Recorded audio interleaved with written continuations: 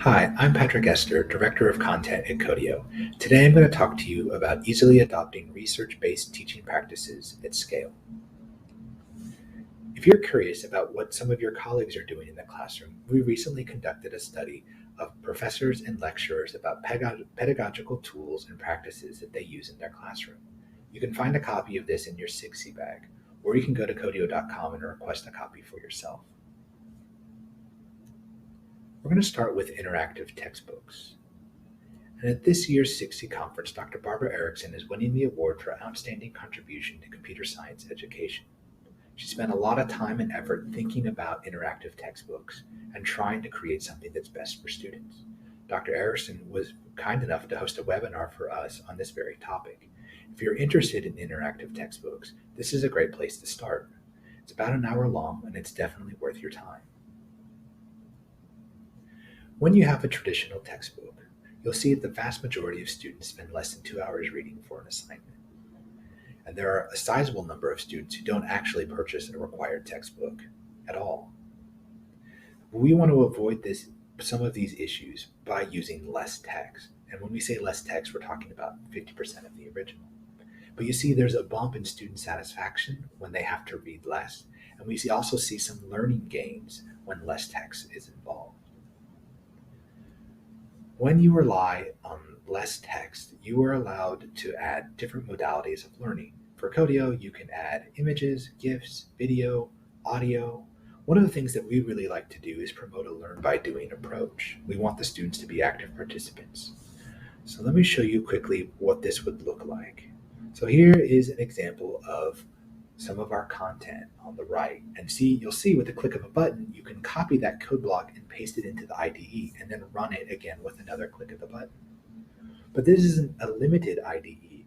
You'll see that we offer some variations of this code and we want the students to edit it. And so we challenge them to, okay, how do we modify the code in a particular way? And it's up to them to do it, and they can try it. And if they get errors or they're stuck, we provide a solution. This is a very low stakes way for students to explore. But what we want from them is the ability to go where they're interested. If they're curious about, can I do this? Can I do that? They have the ability to do it. And then sometimes we ask them to do things, like in this particular example, can they do a particular task? Sometimes we'll have students write code that will give them very unexpected output, and then we provide, a rationale for that. This is what's actually happening. Sometimes we'll ask students to make changes to their code, and it will cause an error. We want them to see the limits of what they currently know. A good example of this might be arrays and array lists in Java. To a novice programmer, they look very similar, but you can only treat an array list like an array for so long. Eventually, you'll see some very glaring differences. So we want them to see that this works for an array, but if you try to transfer that knowledge to an array list, it doesn't work. And so they can see the differences in these data structures, and they're learning that way as well. Because we're asking students to write a lot of code, one of the things that we want to do is give them the tools that they need to help them understand the code that they're writing. So Codio works with the Python Tutor code visualizer. And Python Tutor works with a variety of languages like Java, C, C++, JavaScript, and Ruby. But you'll notice in this little interaction, there's just a link. And when the student clicks that link, the code from their IDE is brought into a new page of the Python Tutor, and their code is put in there. Then they can go ahead and step through their code. And you'll see the state of the program change over time. In this particular instance, we have an empty list that slowly gets values appended to it, and then finally it prints it out. And so by clicking through or moving that scrubber at the bottom, students can see how their program changes over time. And this helps them understand what's going on with the code they write without having to read a bunch of information. And if they're exploring code on their own or through some of the suggestions that we offer, they can still use this code visualizer and still understand what's going on. A static paragraph would not help them there. Another benefit of using an interactive textbook is customization. We see that there's greater student retention and performance when faculties engage with the material. And being able to either write or modify your course material allows you to be more engaged with it. And so when we say customization, that you can write completely from scratch, you have that option. We'll also talk a little bit about some of our resource library titles, but you can remix that content that's already written for you.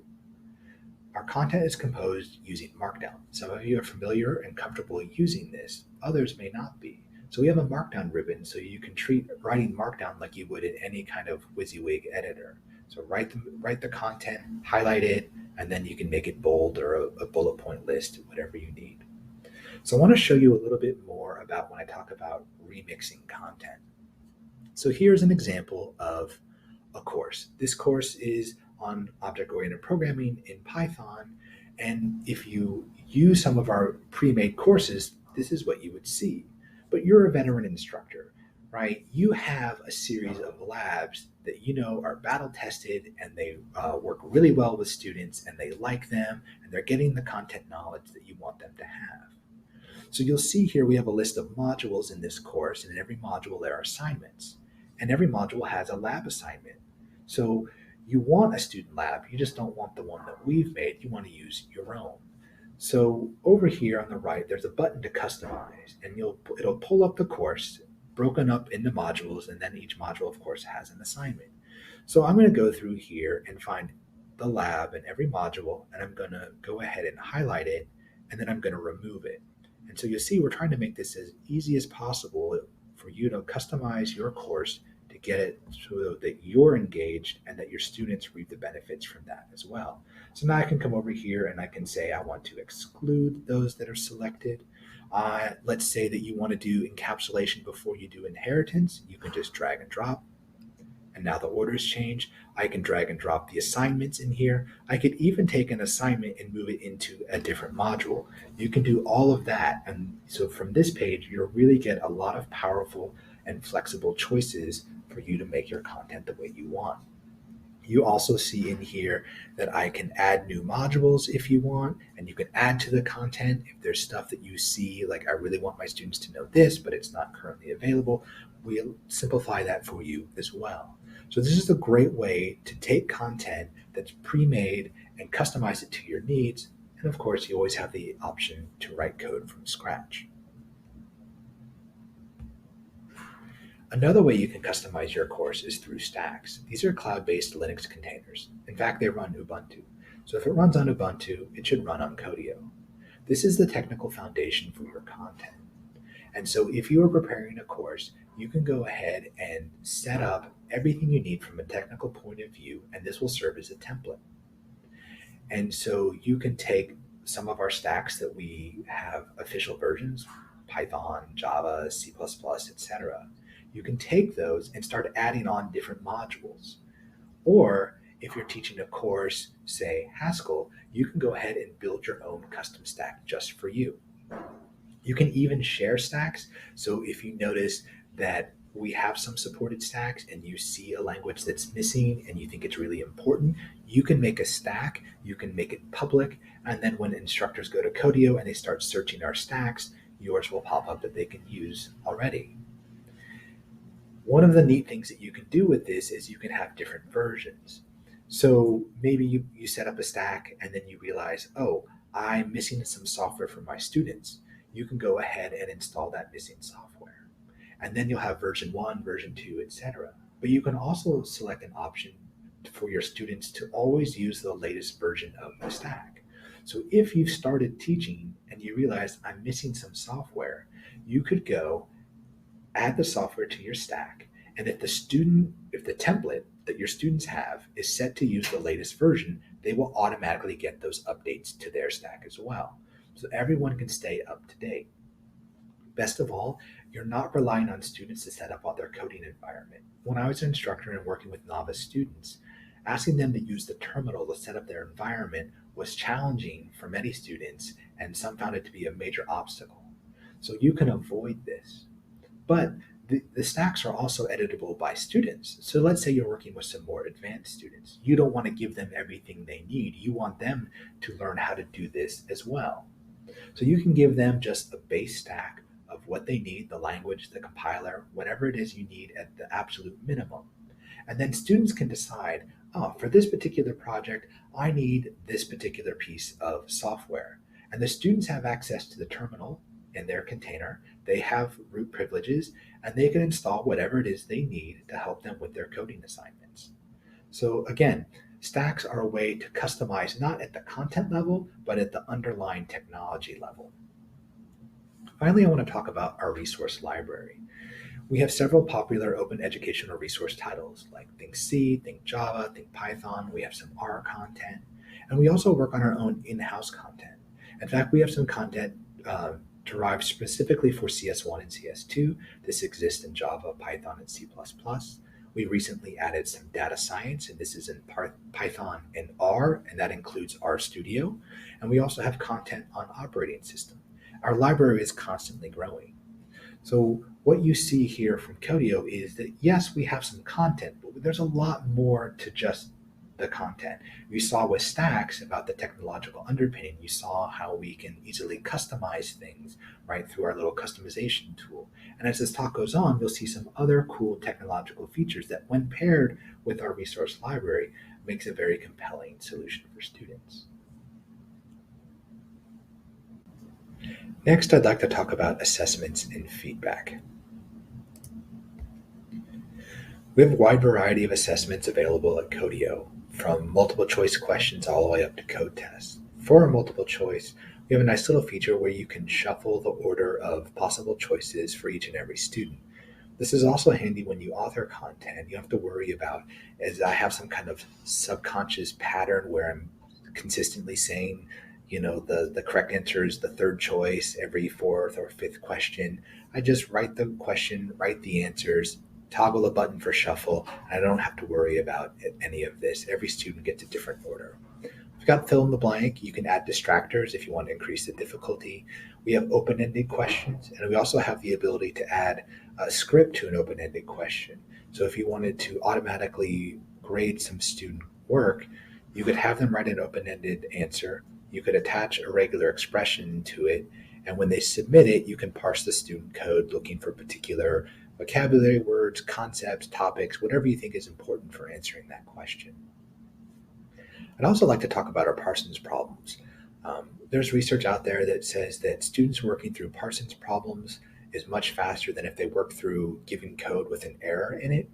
And in addition, and perhaps more importantly, you'll find that there's no statistically significant difference when they work with Parsons Problems or if they work with just traditional code with bugs. And there are many types of Parsons Problems available. You have your standard line grader where you just have to unjumble. You have distractors. We can put in ones that run unit tests. Not only do you put the code in the proper order, there's a little unit test that runs behind the scenes to make sure that the code that they put in order is producing the proper output. We have Parsons Problems that work with TurboGrafx if you'd like to do that. And best of all, we make this freely available to the public. You can go to the Codio website. We have a blog post about this with a link to a GitHub repo where you can find all of our Parsons Problems and you can use it for yourself. We also have the ability to do scriptless auto grading for code tests. This is one of my favorite features when I write content. This relates to input-output matching, and you can pass command line input or terminal input to the student code, so you can give different test cases, and you can also even provide targeted feedback. So I'd like to show you what this would look like. So here's an example of a question, a very simple question, but here's a question in Codio where the student has to write a function that returns the square root of a number, and if you pass them a number that is less than 0, it returns the string, please enter a number greater than 0. Again, very simple, but it helps illustrate. And so you notice over here on the right, we have our question, we have our test cases for the student where we pass in 25 and we expect to see 5, we pass 144, we expect to see 12, we pass them -1, and we expect the string output. The only thing that's missing here is the code test itself. What is important, I'll have you note, is that in the student file, I have the solution code. Okay, so this is important. This makes generating these scriptless test graders very easy to do. So let me show you what that looks like. So I'm going to go into edit mode here. I'm going to go down to the bottom and I'm going to put the cursor there because that's where I want the code test to appear. And I'm going to click on this chess piece. Let me call this a standard code test for not writing the script. So I'm going to go ahead and click on that. I can give it a name. We can call it, question one. Question one. Um, Down here, this is Markdown enabled. You'll see our little Markdown ribbon here. If you're not comfortable writing Markdown, I'll just ask the student to submit your work for evaluation. And I'm going to go over here to execution. And so what I want to do is I want to run the student file. So I'm going to say Python 3 square root.py. If you were running something like Java or C++, you could give a command to compile it first and then the command to run it. We don't have to worry about that in this case. So now I'm going to go down to grading, and you'll see here we have all kinds of options. But instead of manually entering the test cases for your student, this is my favorite feature. This is generate item. And again, this is why I stressed that the solution code was in the IDE, because now what I can do here is I can say generate item, and I'm going to go ahead and we're going to pass it command line arguments here. And you'll notice it pulls in the command to run the script or the student file from before that I entered. And in here, I want to give something like, we'll just put 9, and I'm going to say generate. And you'll see, let me remove this one right here. But yes. So what you'll notice is it put in 9 and it gave me the expected output. And in an instance like this doesn't save you a lot of clicks, but you'll see here in an instant, if I say -5, right, it generates the proper string output that it is expecting. And so you can go and give several test cases. You can test edge cases, whatever you want to test. But another really neat feature of this is it says show error feedback. And we'll talk a bit more about feedback in a second, but this is really handy because if their program does not return the proper result here, the reason why is different than this one, because we're saying give us a numerical value for one option and we're saying give us a string value for another. And so I can differentiate the feedback the student sees based on each test case. So I can go ahead and turn this on and I can write in a text message about the error that they would see. You could say your program not return the right numerical value. And then we can give a different one down here saying something along the lines of when pass a negative number, give a string in return, or we could say return a string. So again, this is really handy that you don't have to write any grading scripts for yourself. We have the generate feature that will allow you to pass an input and then calculate the expected output because you put the solution code in the IDE. And then for each test case, we can give very specific feedback to the student. And on the topic of feedback, since we're here, I want to show you this. We can say how many times the student can try to answer the question. You can turn that on or off. We can talk about when do we show feedback to students. We never show feedback. In all the content that we write, we always show feedback. Feedback is very important, but if that is an option, you have that. You can limit when you show feedback based on attempts, based on the score that they're getting, or just always. So I've created some content in which we have a practice problem section. So nothing is graded. Again, we want it to be low stakes. They have an unlimited number of attempts. But after the 5th attempt, if they're still not getting it, that's when we show them the solution and rationale. And down in here is where you could talk about the solution that you want to give them. Again, this is Markdown enabled, so I can put code samples. I could take the solution code from the IDE. I could put it in here. I can make a bullet point list explaining all the different aspects of the solution. So that is how you would set up scriptless auto grading in Codio. It's a great feature and it's one that I really enjoy using when I create content. And we kind of talked about rich immediate feedback. You saw a little bit of that there. And I want to show you an example of something that's a little more sophisticated, which is entirely possible to do with Codio. And this works out really well for the student's benefit as well. So again, this is an incredibly simple coding question, one that you probably would not ask one of your students to do, but I want you to see here that the person writing the code is trying to trick the autograder, right?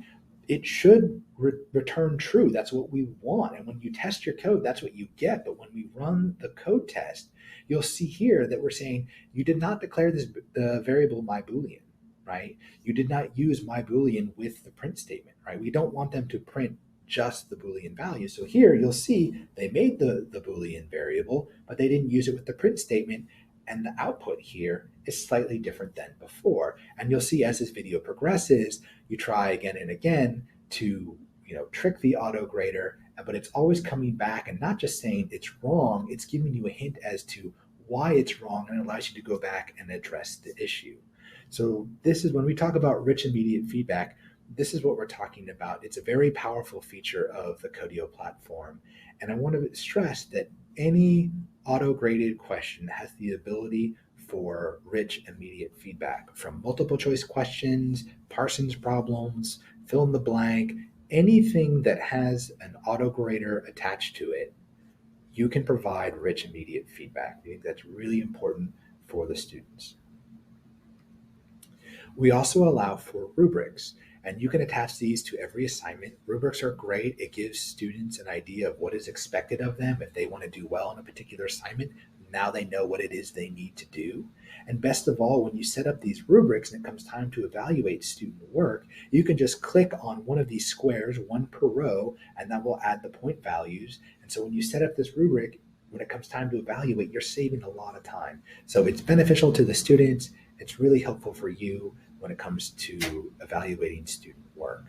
So that's what we have in terms of assessment and feedback.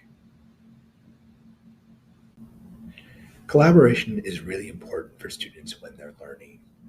We'll see some research here that talks about students who typically struggle in CS1 and CS2 perform better when they are pair programming. And it's not just student performance. There's research that shows that CS-related majors see improvements in terms of recruiting and retention when they use pair programming as well. So not only is it popular, but it is beneficial. And because of this, we've gone to great lengths to really improve our ability for students to pair program in Codio. And it should be noted, it's not just pair programming. This could be group work too. The instructor can set this up with one-on-one with students. You could have smaller groups, 3 or 4. It's really how you want to set it up. But the underlying technology really makes this seamless in it for you, the instructor, and in terms of the experience had by students. So I'm going to go ahead and start this video here so you can take a look at what's going on. And so you have 2 different accounts here. You have one on the left and another on the right. And so you'll see in the IDE on the left, they're currently adding to this calculator class. And in a bit, you'll see the cursor will move over to the right, and they will have access to this exact same document. And I want you to see what it looks like to do pair programming in Codio. So they're going to open up this same project, and the first thing you're going to notice when they open up the same file is that you're going to see something that we call cursor presence, right? And so you'll see where the cursor is, you'll see who is looking at this document, and they are color coded. So if you had a third person here, we'd see another color up here, right? This is very similar to Google Docs. So if you're familiar with that, then this will look quite similar. But you can see that things are happening in real time, and you know exactly who's doing what, you know where their cursors are. So this is really helpful to make sure you're not kind of stepping on each other's toes. One of the things that we also have is that we've integrated chat and video with this as well. Pair programming is great, but how do they communicate? I mean, that's really where the learning takes place. It's not just because I passively watch somebody else write code. If you're doing the traditional pair programming where you have a driver and a navigator, right, you need to be able to communicate. That's the navigator's job. They're not writing code. And so we have the ability to, within Codio, you can open up a chat window, you can open up a little video call, so you don't have to worry about, do we use Zoom, do we use Teams, do we use Google, how do we communicate outside Codio? There really is no need. Everything is done within Codio.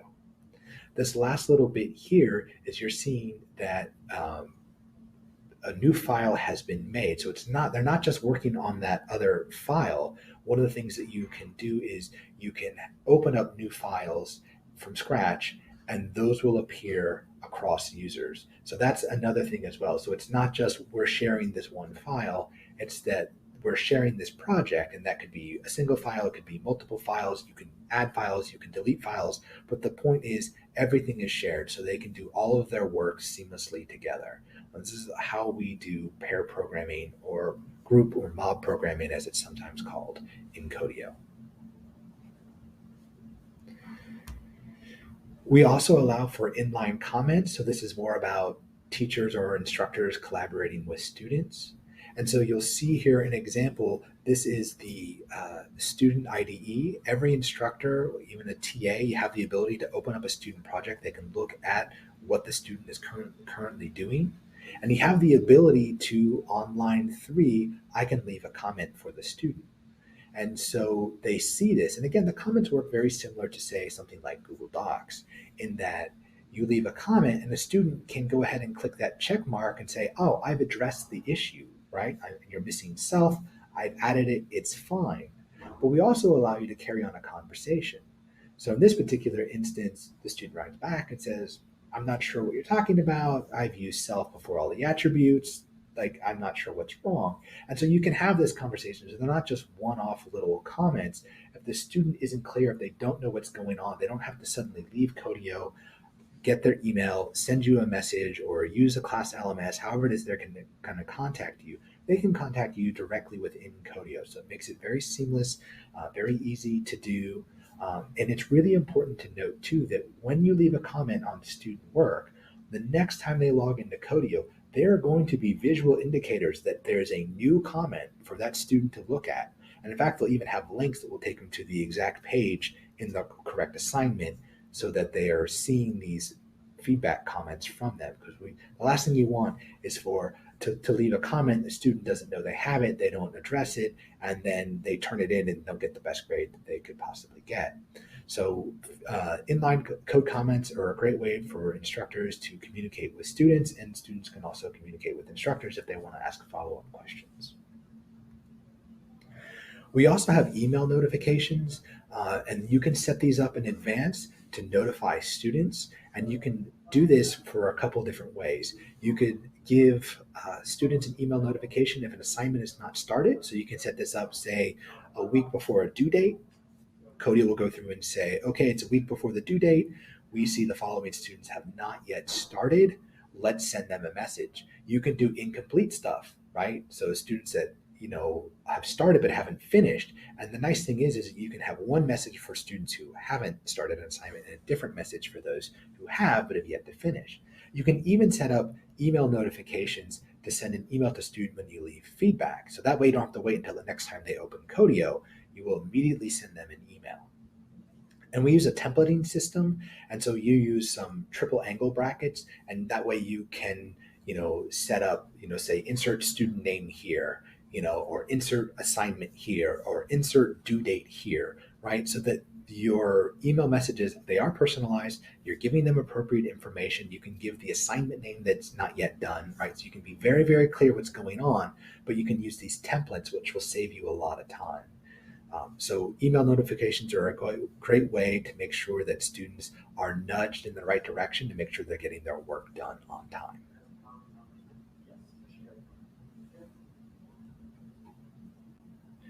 At Codio, we understand the need for instructors to see what's going on in their course, and that's why we have some Learning Insights dashboards. The goal behind this is to be proactive in your interventions, or at least have the ability to evaluate particular lessons in relation to the class. For example, are they all getting this? Can we move a little bit faster? Do we need to go back and remediate some issues because this particular module or assignment is difficult? I know when I was in the classroom, I would often ask students, how are things going? How's the class? How's your project coming along? I often heard fine, right? And that's it, nothing more. And then when they turn in the assignment, I would realize things aren't so fine. But by then it's too late. They've earned a grade that's probably not what they want, and they're not demonstrating mastery on a particular skill set. And so the idea behind this is that we can intervene before it gets to that point. And so we have a series of dashboards in Codio about your content. And the first one here is just for your class. How is the whole class doing? So again, this is just like the title implies, we're just looking at performance of the class across time and all of the different modules. And you'll see graphs about how long are they spending, what kind of grades are they getting, what are the average grades, et cetera, et cetera. But you can also get a little more granular. In this instance, we want to look at just a module.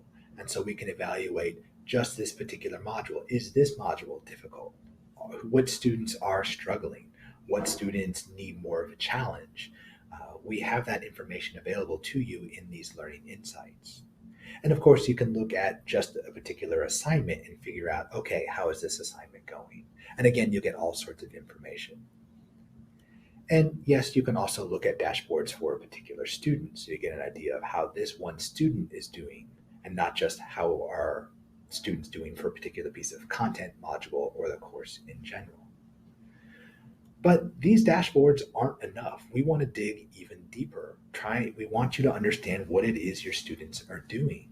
And so we are now implementing something where we look at coding versus debugging time. And you'll see in these columns that the time in green, or the green bar, represents how much coding is going on, and then the red indicates how much debugging is going on. And we do this because we can look at keystrokes, which we'll come back to in a minute. But we want a grade doesn't necessarily tell you exactly what's going on with the student.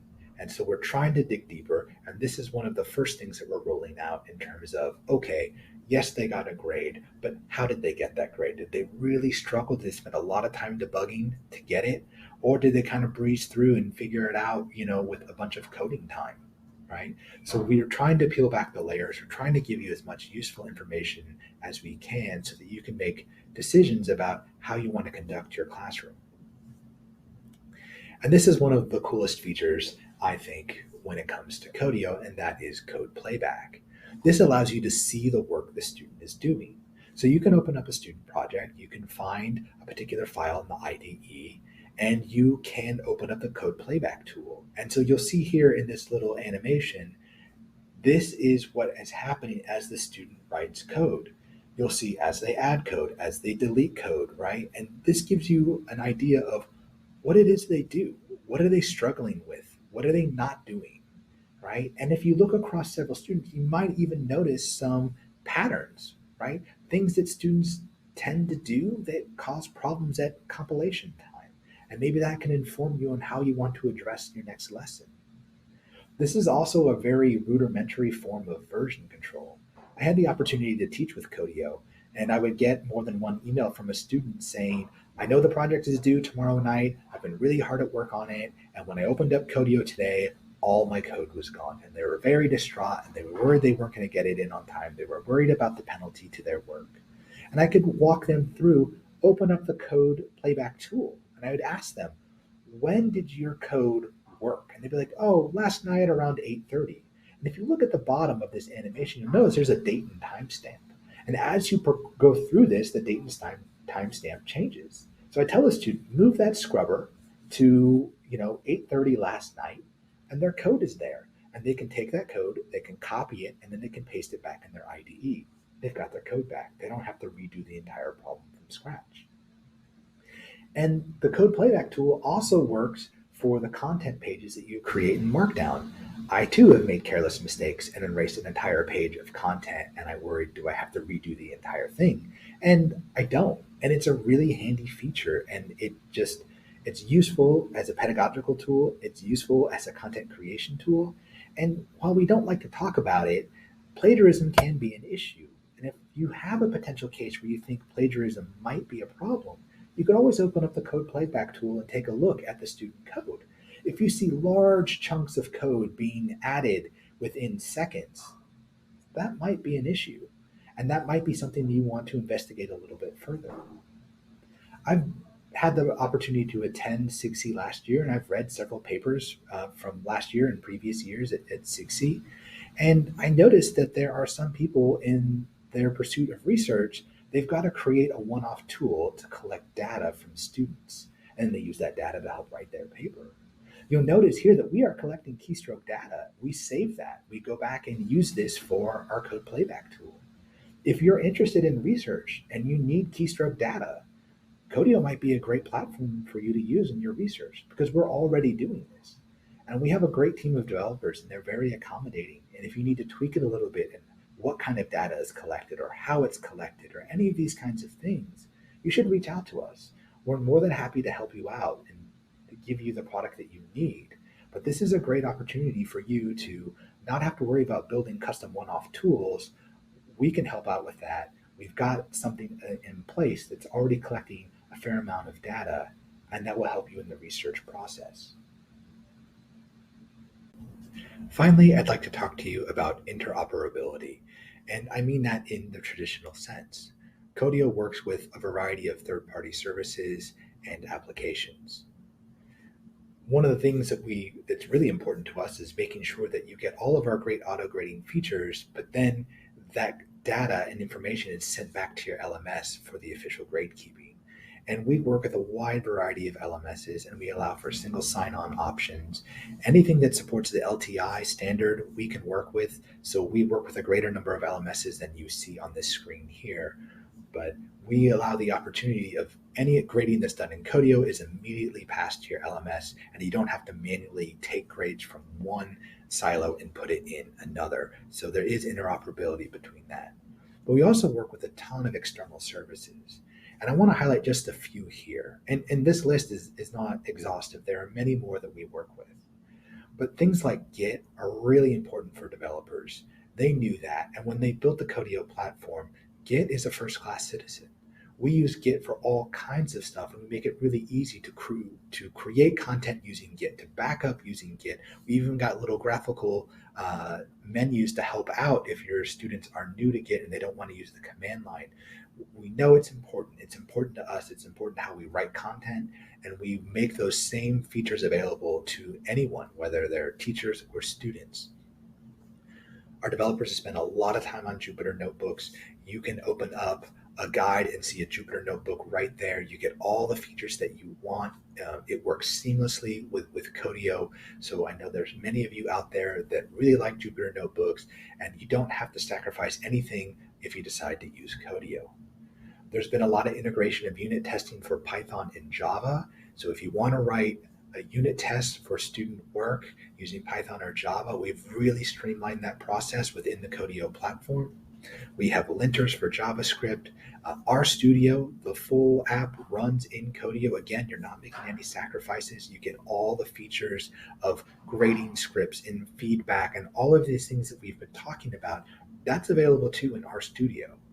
And so again, I'd like to go back to the fact that Codio runs on Ubuntu. If it runs on Ubuntu, it should run on Codio. And so there's all kinds of external services that we can use to augment your teaching, to make it more engaging for your students.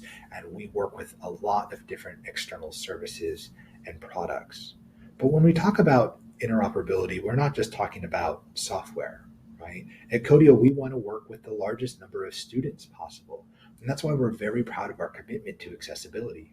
Codio meets the Web Content Accessibility Guidelines 2.1 standard at level AA. That's 2.1 is the highest standard. 2.2 is currently in draft and will be released later this summer.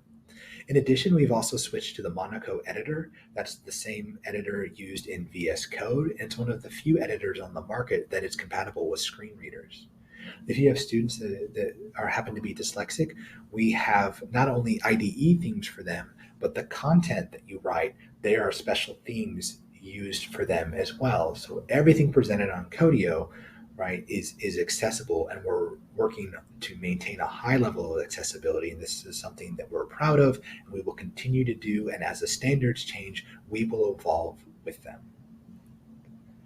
I'd like to thank you for your time in listening to me talk about this. And I just want to quickly recap. There is evidence out there about certain pedagogical practices and the improvements they bring for you as an instructor and for your students. And many of these things, whether it's interactive textbooks, whether it's engaging content, if it's Parsons Problems, if it's pair programming, any of the things that we've been talking about, these work very well on Codio. And it makes for a great combination of the research-backed pedagogical practices, the content that we provide, and the technological underpinnings of our platform. You bring it all together, and we allow you to put these practices in use at scale.